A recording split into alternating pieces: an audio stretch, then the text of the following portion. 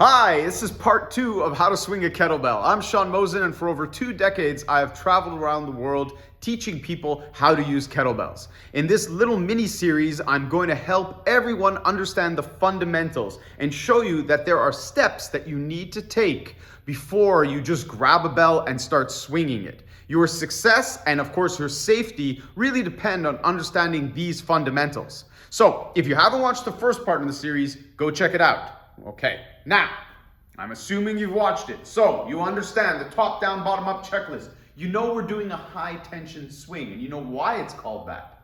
Eyes forward, shoulders back and down. We're gonna reach down with our arms, proud chest, crease at the hip. You're coming down, you're touching onto the bell. You do a sharp inhale. We're gonna talk about this at the end of the video. Make sure you watch to the end.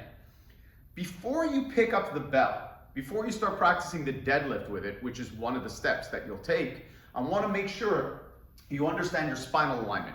So you're going to grab a stick. You can take a broom, pop the end off. If you got some PVC piping, you can use that. A lot of gyms have them. Just make sure when you're putting it on your back, your hand is grabbing to the small of your back, head is making contact, thoracic spine is making contact, so middle of your back here. And then your tailbone is making contact. If you have a hard time holding it like this because you've got tight shoulders, then you can just keep your hand down and relax, make contact with your head. But don't forget to work on your tight shoulders, all right? As you're holding on, making 3 points of contact, we call this the 3-point stack. You're gonna keep everything stacked and you're gonna work at coming up and down, simulating that you're doing the swing. So you're hinging, loading up your hamstrings and coming back. What you wanna watch out for is something like this. I lost the contact. And if I do that when I'm doing the swing, then it's a recipe for disaster, okay? That's how people end up with sore backs, and that's part of the problem when people are swinging incorrectly or they aren't taught the steps.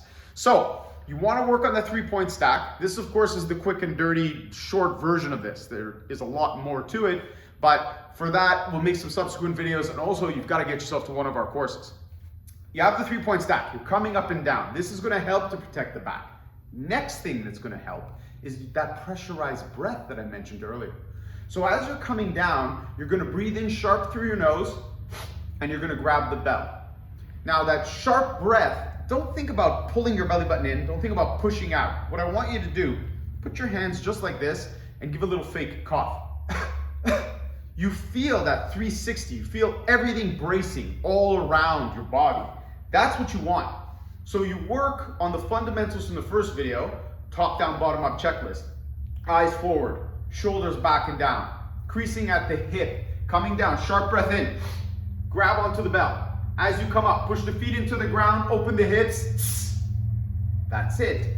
Tongue behind the teeth, pressurized breath, everything tight. You can even try and rip the kettlebell handle in half. As you're doing that, you're gonna turn on your triceps, your lats are gonna be on, shoulders are down. So, walk through it again with me. Eyes forward, shoulders back and down, proud chest, crease at the hip, sharp breath in. As you start to work up, tight, very, very tight. Don't thrust the hips forward. That's a really bad cue, especially once people start swinging. We're gonna talk about that in the next video. We're gonna start getting the bell moving. So make sure that you're following us. And if you're on YouTube, you're watching this on YouTube, then hit the bell, subscribe and hit the bell so you don't miss the next video. If you have any questions, please post them below. I'm happy to help.